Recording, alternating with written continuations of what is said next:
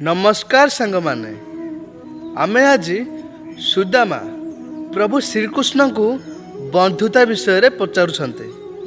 आसंतु एही वीडियो रे आमे आज जानिबा। सुदामा श्रीकृष्ण को पचारिले जे बंधुर मतलब कौन होइथाय। श्रीकृष्ण हसी करी कहिले, जेउठी मतलब रही थाए सेठी बंधुता होई न थाए। तो सांग माने प्रभु श्रीकृष्ण सुदामा द्वारा आमको यह शिक्षा देउचंती, जेउठी निज स्वार्थ पाई बंधुता रखा जाए ताकू प्रकृत बंधु कहा जाए नहीं। तेणु जे बिना स्वार्थ रे आपणक सह बंधुता रखे ताकू ही प्रकृत बंधु कहा जाए। जय